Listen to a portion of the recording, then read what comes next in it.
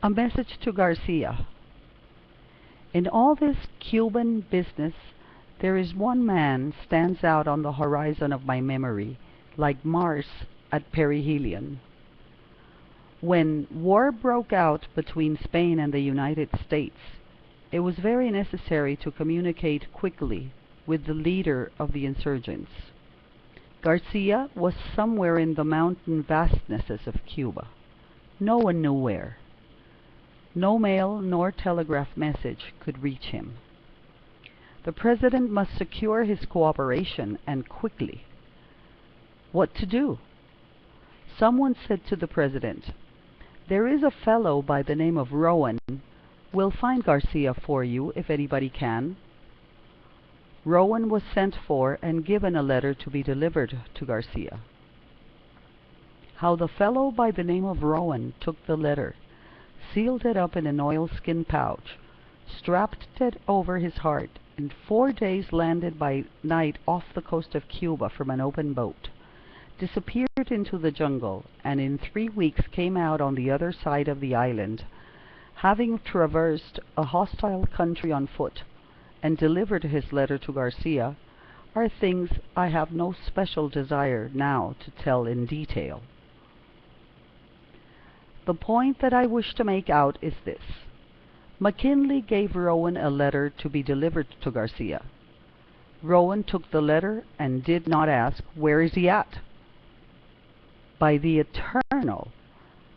There is a man whose form should be cast in deathless bronze and the statue placed in every college of the land. It is not book learning young men need, nor instruction about this and that, but a stiffening of the vertebrae, which will cause them to be loyal to a trust, to act promptly, concentrate their energies, do the thing, carry the message to Garcia. General Garcia is dead now, but there are other Garcias.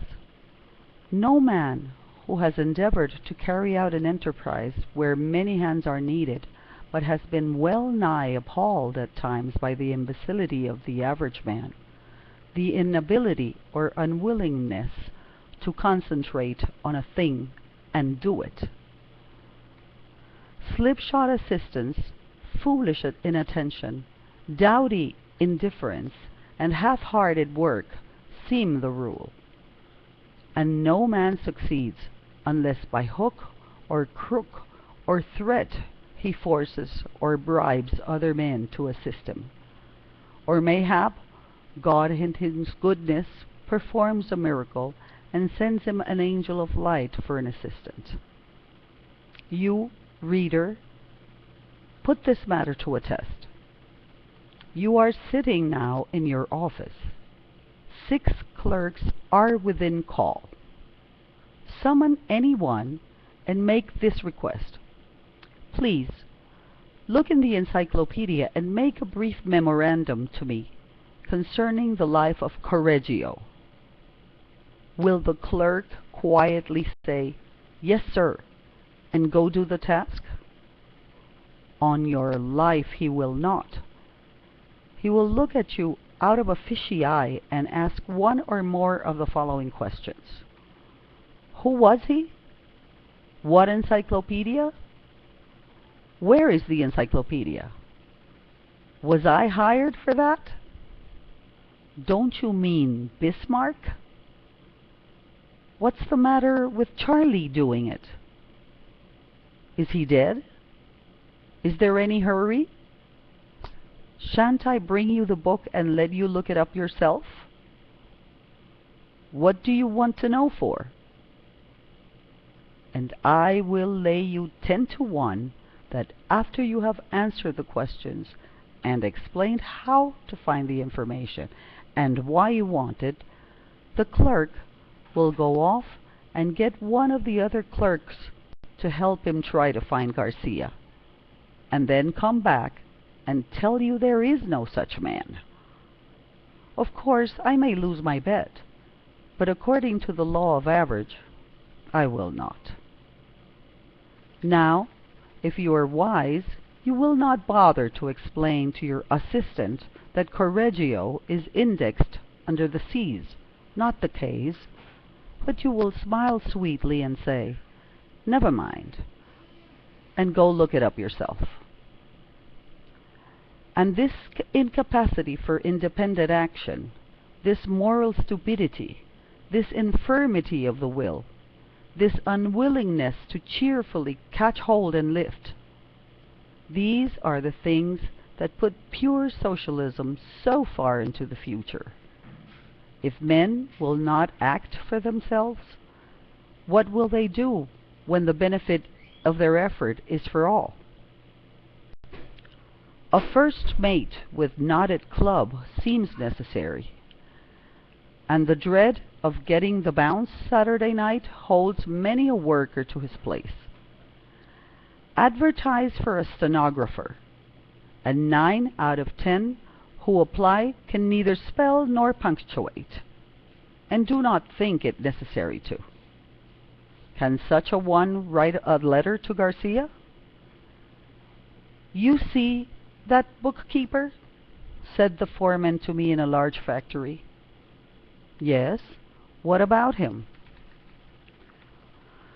"Well, he's a fine accountant, but if I'd send him uptown on an errand, he might accomplish the errand all right, and on the other hand, might stop at 4 saloons on the way, and when he got to Main Street would forget what he had been sent for.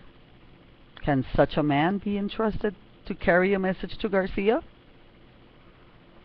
We have recently been hearing much maudlin sympathy expressed for the downtrodden denizens of the sweatshop, and the homeless wanderers searching for honest employment. And with it all often go many hard words for the men in power. Nothing is said about the employer who grows old before his time in a vain attempt to get frowsy ne'er-do-wells to do intelligent work, and his long patient striving after help that does nothing but loaf when his back is turned. In every store and factory there is a constant weeding out process going on. The employer is constantly sending away help that have shown their incapacity to further the interests of the business, and others are being taken on. No matter how good times are, this sorting continues.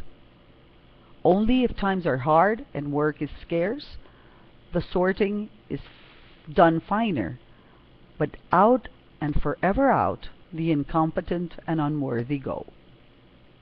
It is the survival of the fittest. Self-interest prompts every employer to keep the best, those who can carry a message to Garcia. I know one man of brilliant parts who has not the ability to manage a business of his own, and yet who is absolutely worthless to anyone else, because he carries with him constantly the insane suspicion that his employer is oppressing or intending to oppress him. He cannot give orders, and he will not receive them. Should a message be given him to take to Garcia, his answer would probably be, "Take it yourself." Tonight, this man walks the street looking for work, the wind whistling through his threadbare coat. No one who knows him dare employ him, for he is a regular firebrand of discontent. He is impervious to reason, and the only thing that can impress him is the toe of a thick-soled No. 9 boot.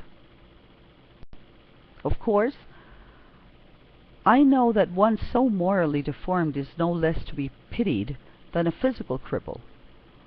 But in our pitying, let us drop a tear too for the men who are striving to carry out a great enterprise, whose working hours are not limited by the whistles, and whose hair is fast turning white through the struggle to hold in line dowdy indifference, slipshod imbecility, and the heartless ingratitude which, but for their enterprise would be both hungry and homeless.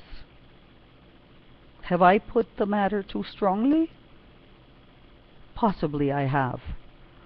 But when all the world has gone a-slumming, I wish to speak a word of sympathy for the man who succeeds. The man who, against great odds, has directed the efforts of others, and having succeeded, finds there's nothing in it. Nothing but bare board and clothes. I have carried a dinner pail and worked for days' wages, and I have also been an employer of labor, and I know there is something to be said on both sides. There is no excellence per se in poverty.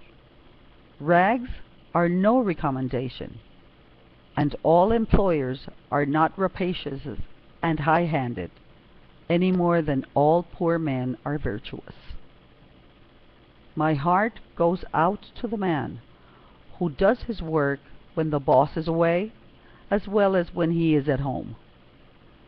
And the man who, when given a letter to Garcia, quietly takes the missive without asking any idiotic questions, and with no lurking intention of chucking it into the nearest sewer, or of doing aught else but deliver it, never gets laid off, nor has to go on strike for higher wages.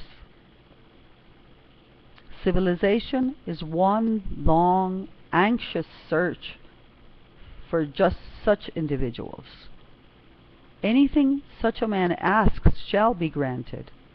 He is wanted in every city, town and village, in every office, shop, store, and factory.